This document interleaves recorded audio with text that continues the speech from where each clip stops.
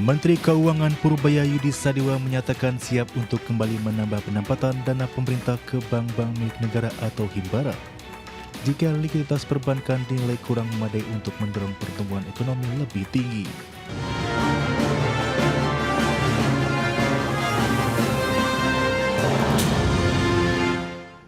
Ya, pemirsa, Menteri Keuangan Purbayayudi Sadiwa menegaskan pihaknya telah siap untuk menambah jumlah penempatan dana pemerintah di perbankan Himbara. Dan Purbaya juga membuka kemungkinan perpanjangan penempatan dana saldo anggaran lebih di Himbara sampai dengan tahun 2027 mendatang. Menteri Keuangan Purbayayudi Sadiwa menyatakan siap untuk kembali menambah pendapatan dana pemerintah ke bank-bank milik negara atau Himbara jika likuiditas perbankan dinilai kurang memadai untuk mendorong pertumbuhan ekonomi lebih tinggi. Menurut Purbaya, tambahan dana tersebut bertujuan menjaga kecukupan likuiditas di sistem keuangan, sehingga perbankan memiliki ruang lebih besar untuk meningkatkan penyaluran kredit kepada dunia usaha maupun masyarakat. Peningkatan kredit diharapkan mempercepat aktivitas ekonomi dan mendukung pertumbuhan ekonomi nasional. Purbaya mengungkapkan pihaknya akan terus berdiskusi dengan jajaran direksi bank-bank Himbara untuk memastikan likuiditas di perbankan tetap terjaga.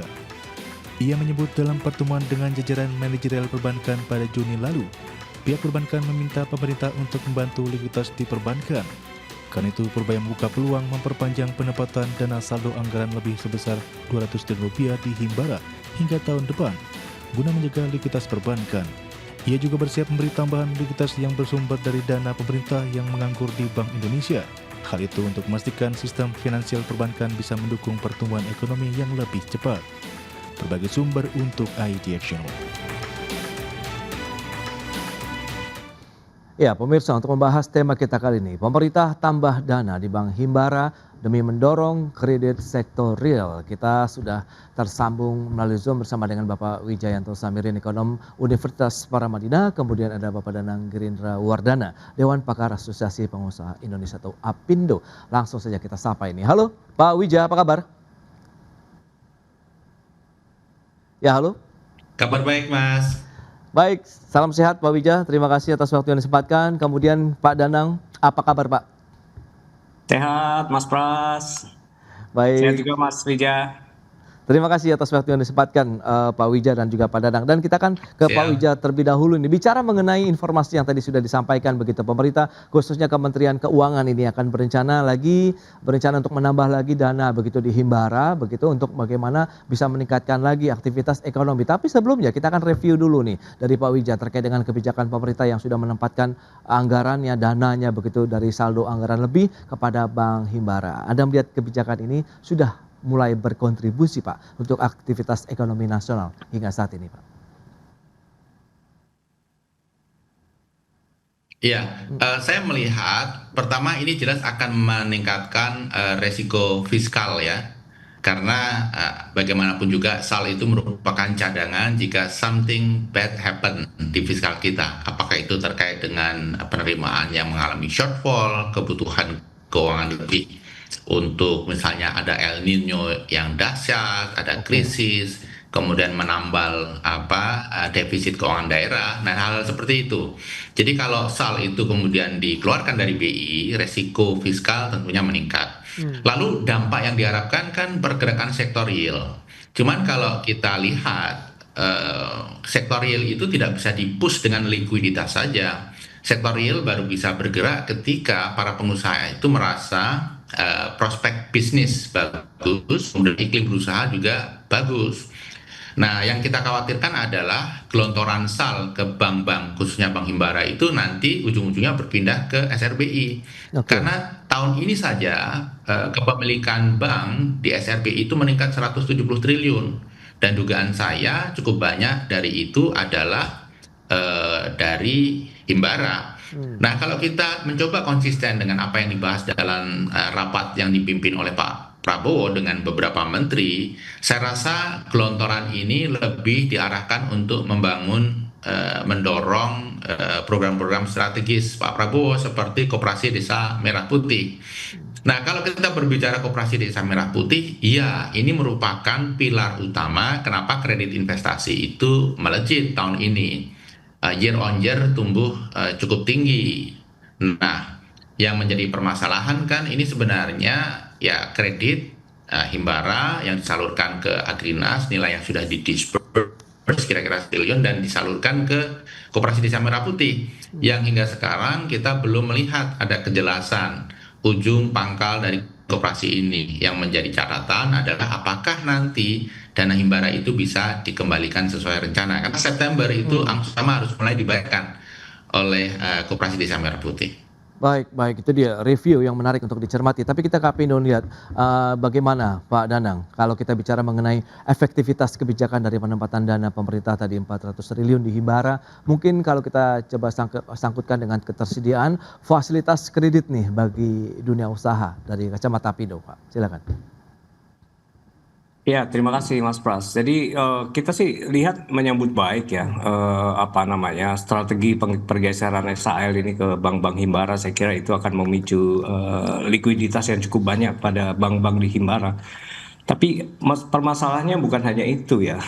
Permasalahannya adalah bagaimana kemudian likuiditas yang sangat banyak di Himbara ini bisa disalurkan ke kredit di sektor real gitu, bukan menjadi portofolio berbasis kertas gitu. Nah ini yang menjadi challenge ya Pak Wijaya. Bagaimana kemudian industri-industri kita baik itu manufaktur besar ataupun manufaktur skala kecil menengah bisa mengakses itu. Karena problematiknya bukan ketersediaan likuiditas gitu. Problematiknya adalah bagaimana untuk mengakses kemudahan agunannya, kemudian masalah-masalah rencana-rencana korporasi untuk mengembangkan atau ekspansi di dalam konteks produksi mereka kan di situ. Nah, pertumbuhan dari ekspansi pabrik-pabrik baik skala besar ataupun skala kecil menengah itu yang sampai sekarang belum terlihat secara nyata di lapangan meskipun PMI kita menaik pada bulan Juli 2026 ada di angka 50-an lah kalau nggak salah sekarang ini. Tapi ini kan kenaikan yang sangat tipis Mas Pras. Jadi tetap harus diupayakan bagaimana ekosistem kebijakan kita berstruktur atau berstandar tidak hanya pada ketersediaan likuiditas di perbankan nasional kita, tetapi justru di iklim investasi kita sehingga korporasi tumbuh. Karena perbankan itu hanya salah satu sektor aja yang bisa memancing pertumbuhan ekosistem investasi kita. Nah, permintaan global juga saat ini sedang menurun. Market domestik kita juga masih jenuh dengan market dari ekspor yang barang jadi dari luar negeri. Nah, inilah kemudian tantangan-tantangan besarnya adalah selain menumbuhkan likuiditas di perbankan kita, tetapi juga membangun ekosistem secara lebih baik sehingga korporasi-korporasi muncul kebutuhan untuk mengakses kredit tersebut. Nah Pak Danang, kalau kita bicara mengenai akses sebenarnya ada bottleneck-nya di mana begitu? Apakah memang saat ini dengan PMI manufaktur kita yang kembali lagi ekspansi di 50,4 poin, kemudian juga dengan bagaimana surplus neraca perdagangan kita defisit, tapi defisitnya semakin mengecil begitu. Nah, Anda melihat ini sebenarnya aktivitas industri kan sedang bergerak. Nah, apakah aksesnya yang mungkin belum bisa sesuai harapan begitu atau ada hal lain? Karena kan sempat ramai juga katanya wait and see. Nah itu bagaimana? Iya, sebenarnya kalau kita bisa lihat kinerja perbankan kita dalam rangka menyalurkan kredit mereka kan lebih banyak ke industri besar, ke manufaktur besar. Sementara manufaktur besar kita yang NPL-nya cukup baik itu mestinya didukung oleh supply chain dari industri-industri kecil menengah sebagai pemasok mereka. Nah, di sektor kredit pada industri kecil menengah ini kan malah stagnan atau relatif turun gitu. Artinya ada satu anomali yang terjadi di mana industri besar mendapatkan policy anak emas dari perbankan, tetapi industri kecil menengah kita seperti anak tiri gitu, karena ketidakmudahan untuk akses perbankan itu justru terjadi di sektor kecil menengah, Mas. Jadi bagaimana kemudian kita harus meningkatkan kemampuan atau kapasitas industri kecil menengah kita menjadi bagian dari supply chain di industri-industri besar sehingga pertumbuhan ini akan lebih merata. Nah bicara mengenai pemerataan dari sisi ekonom, melihat Pak Wija bagaimana dari sisi tadi tantangannya dari bagaimana akses, kemudian bagaimana dengan kondisi iklim dunia usaha. Nah dari ekonom sendiri melihat bagaimana begitu sehingga sektor real ini benar-benar bisa bergerak yang menopang juga aktivitas ekonomi. Kalau misalnya Pak Danang tadi sampaikan ini juga loh yang bisa menopang aktivitas ekonomi, kemudian sumber penyerapan tenaga kerja juga di sana. Ya, ada beberapa hal. Yang pertama tentunya PR besar pemerintah adalah memastikan kepastian regulasi dan kepastian hukum. Hmm, Ini tantangan besar yang saya kalau berkomunikasi dengan teman-teman Apindo, Kadin, ini adalah hambatan utama mereka melakukan ekspansi. oke, Apalagi investor asing akan masuk, mereka melihat itu sebagai dua catatan utama. Kemudian yang kedua, kita juga harus melihat pelibatan swasta dalam berbagai program besar milik pemerintah. Karena oke. sekarang ini seolah-olah semuanya terkesan dijalankan secara tersentralistis tanpa melibatkan swasta. Kemudian yang ketiga, kita harus melihat bahwa ada begitu banyak UMKM yang sekarang ini sebenarnya struggle. Mereka perlu diberikan insentif, insentif pajak. Yang tidak kalah penting adalah akses yang lebih mudah kepada kredit. Memang ada begitu banyak narasi program pemerintah tentang kredit untuk UMKM, tetapi dalam faktanya banyak UMKM di daerah-daerah itu yang belum bisa mengakses. Salah satunya karena mereka itu bentuknya informal, Hmm, jadi tidak bisa mengakses perbankan. Saya rasa perlu didorong, difasilitasi, jemput bola, pemerintah mendorong mereka menjadi formal. Dan pada saat yang bersamaan, fasilitas kredit, kemudian penguatan, empowerment itu dilakukan secara bersama. Memang PR kita masih banyak, Mas Pras, tetapi oke. bukannya tidak mungkin Iya. untuk diwujudkan. Baik, itu dia, masih banyak PR yang harus segera diwujudkan. Tapi kalau kita lihat dengan suku bunganya, kalau kita bicara mengenai suku bunga pinjaman dengan mengingat suku bunga acuan masih ditahan di 5,75%, apakah ini perlu ada penyesuaian atau tidak, kita bahas lebih jauh nanti Iya. di segmen berikutnya. Kita akan jeda sebentar, Pak Wijaya dan juga Pak Danang. Dan pemirsa, kami akan segera kembali usai pariwara berikut ini. Ya, terima kasih Anda masih bergabung bersama kami dalam Market Review, pemirsa. Dan berikut ini kembali kami sampaikan data yang kita akan cermati bersama. Ini dia bagaimana dengan pertumbuhan dari penyaluran kredit perbankan. Kita akan lihat bagaimana periodenya dari tahun 2019 sampai dengan tahun proyeksinya di tahun 2026 ini. Ini dia fluktuasinya sempat negatif karena kita tahu ada pandemi COVID-19 di tahun 2020 langsung melonjak sampai dengan 11,35. Kita lihat ini persentase yang cukup menarik untuk pertumbuhan penyaluran kredit perbankan. Kemudian tapi kita lihat cenderung turun sampai dengan tahun 2026 ini proyeksinya di 7,51. Nah, ini dia yang menarik, kita akan lihat seperti apa begitu. Sementara berharap aktivitas ekonomi masih ditopang oleh dunia usaha melalui juga penyaluran kredit melalui perbankan. Dan berikutnya kita akan lihat dari sisi fasilitas pinjaman perbankan yang belum digunakan. Ini periode Januari sampai dengan Juni 2026. Ya, seperti yang bisa Anda saksikan di layar televisi Anda. 2.500-an triliun di Januari, tidak jauh berbeda, bergerak terus sampai dengan bulan Mei meskipun ada tren naik dari Maret, April, Mei di 2.576 triliun, tapi di bulan Juni 2026 ini tersisa sekitar ataupun masih ada 2.490 triliun rupiah untuk pinjaman perbankan yang belum digunakan. Baik, kita akan lanjutkan kembali perbincangan bersama dengan Bapak Danang Grinda Wardana, kemudian juga ada Bapak Wijayanto Samirin. Ya, dengan beberapa informasi tadi yang sudah disampaikan, ini menarik Pak Wijaya. Lantas bagaimana? Ada dana tambahan yang akan diletakkan kembali begitu ya, ataupun ditaruh lagi begitu oleh pemerintah, khususnya Kementerian Keuangan di sektor perbankan. Tapi data tadi juga menyebutkan masih ada dana pinjaman yang belum digunakan begitu oleh nasabah begitu. Anda melihatnya bagaimana, Pak Wija? Iya, itu data seluruh perbankan. Hmm, Kalau data Himbara mungkin sedikit lain. ya, Jadi saya melihat gelontoran SAL ke Himbara itu memang specifically ditargetkan untuk KDMP dan program-program pemerintah strategik lainnya. Jadi kita harus pisahkan pembahasannya. oke. Tapi undisbursed loan itu sebenarnya menunjukkan bahwa ada perusahaan yang cukup banyak jumlahnya yang dulu berencana melakukan ekspansi, kemudian ekspansi ditunda karena kondisi yang tidak memungkinkan. Oke. Undisbursed loan itu sesuatu yang buruk bagi banyak pihak. Kenapa? Pengusaha yang mendapatkan komitmen itu juga harus membayar fee yang Hmm, tidak kecil. Jadi fakta bahwa masih 2.500 triliun itu artinya ada rencana-rencana ekspansi yang direvisi karena kondisinya tidak memungkinkan. Tetapi menarik Mas, kalau ya. kita lihat pergerakan suku bunga kredit itu cenderung turun. Hmm, Artinya apa? Artinya bank-bank itu kesulitan untuk melepas kredit. sehingga menawarkan bunga lebih rendah. Oke. Jadi beberapa variabel itu mengindikasikan apa yang tadi disitir oleh Mas Danang benar sekali. Ada situasi yang perlu mendapat perhatian di sektor real kita, khususnya di dunia usaha.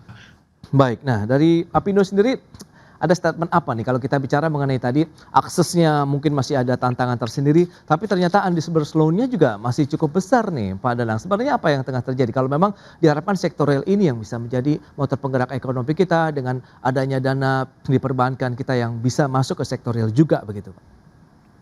Ya gampangnya dipahami begini, Ya. bagaimana kita mau ngambil kredit kalau tidak ada rencana ekspansi korporasi, Hmm, kalau tidak ada rencana apa namanya target penjualan atau target produksi yang lebih besar, ngapain ya. untuk ambil kredit? Kan juga harus dipisahin betul Hmm, antara undisbursement loan itu pada kredit investasi atau kredit operasional. Jadi kita juga harus melihat secara lebih detail di situ. oke. Apakah digunakan untuk korporasi dalam rangka membangun sebuah perusahaan baru atau ekspansi, Mm-mm. atau mengambil kredit dalam rangka operasionalisasi terhadap perusahaan yang sedang berjalan. Nah, ini yang cukup penting juga dilihat. Oke. Dan saya kira yang utama sekarang ini perlu diperhatikan adalah sebenarnya suku bunga kredit perbankan kan kita harap benar agar BI segera menurunkan. Saat ini kan 5,75. Di prakteknya di perbankan nasional kita kalau untuk investasi, kredit investasi sekitar 8,8 sampai 9%. Di kredit konsumsi antara 10 sampai 12%. Nah, ini margin yang sangat besar yang dinikmati oleh perbankan kita, tetapi mengorbankan dunia industri kita. Coba Oke. kalau kita pikirkan, agar kredit itu bisa lebih murah, konsumen bisa membayar lebih murah, artinya apa kapasitas pembelian bisa lebih besar. Kemudian apa para manufaktur juga bisa mengelola anggarannya secara lebih efisien lagi kan Mm-mm. begitu. Ya, ya. Tetapi saya paham bahwa ketika dikejar menjadi 575 itu kan kemudian pada saat itu berusaha untuk mengatasi kenaikan kurs dolar. Tapi nyatanya sampai sekarang juga tidak berhasil untuk mengerem laju kenaikan kurs dolar. Hmm. Artinya ada sesuatu yang harus dievaluasi sehingga itu bisa menjadi bagian dari perencanaan skema kredit secara nasional secara lebih baik.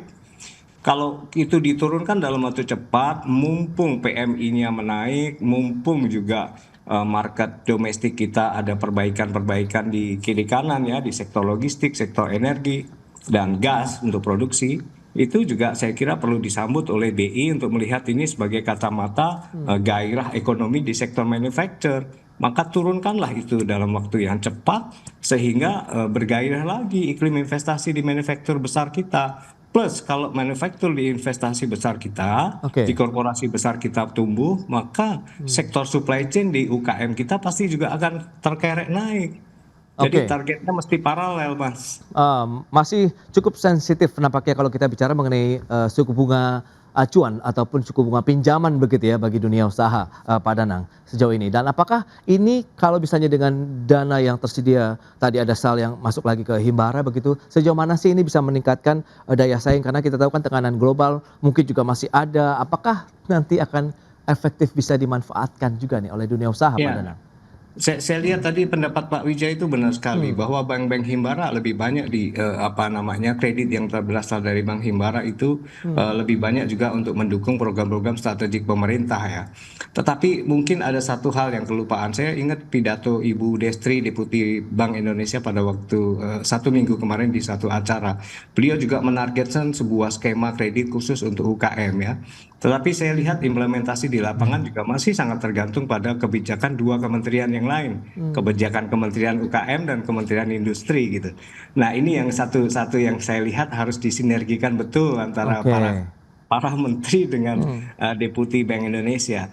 Nah, saya kira yang menjadi salah satu poin penting untuk ke depan harus kita cermati lagi adalah bagaimana sistem ekosistem ini harus berangkat dari policy yang lebih makro, tidak hanya policy dari Kementerian Keuangan terkait dengan penyaluran kepada Bank Himbara dari SAL itu. Hmm. Tidak, karena itu hanya salah satu sektor.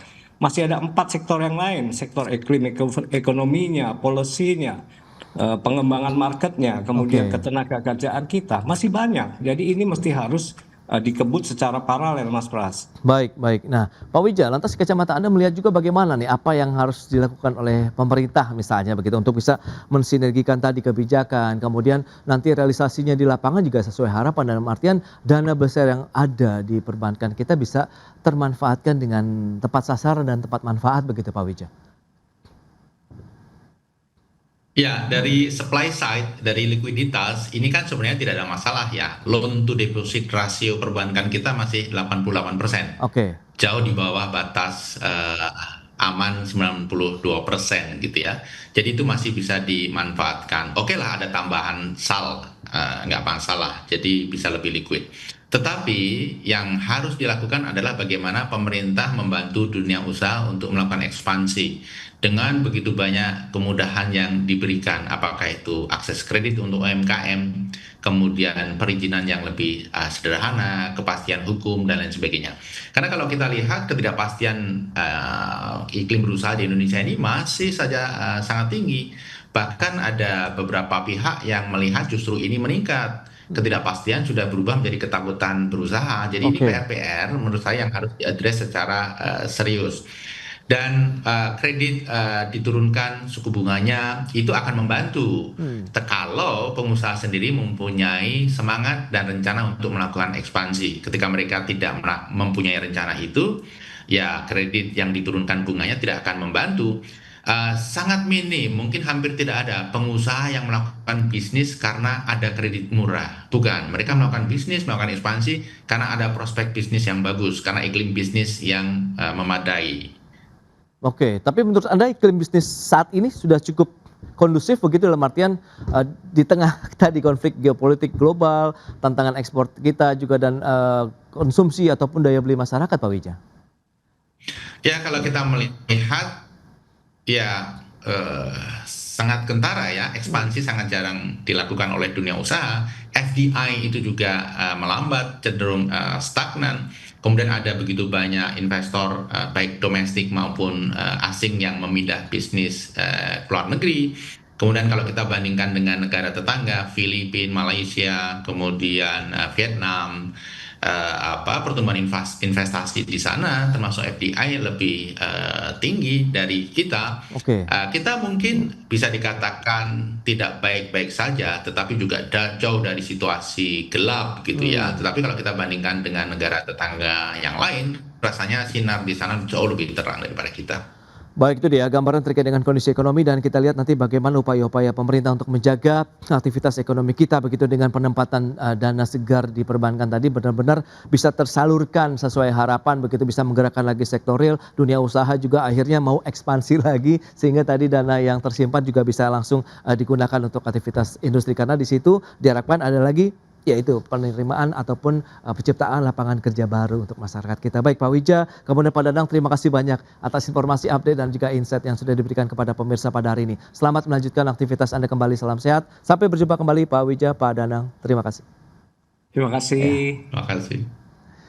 Baik pemirsa, 1 jam sudah saya menemani Anda dalam Market Review dan ikuti terus beragam informasi pilihan hanya di IDXNL, TV bisnis nomor 1 di Indonesia. Saya Prasetyo Wibowo beserta seluruh kerabat kerja yang bertugas pamit undur diri. Terima kasih, sampai jumpa.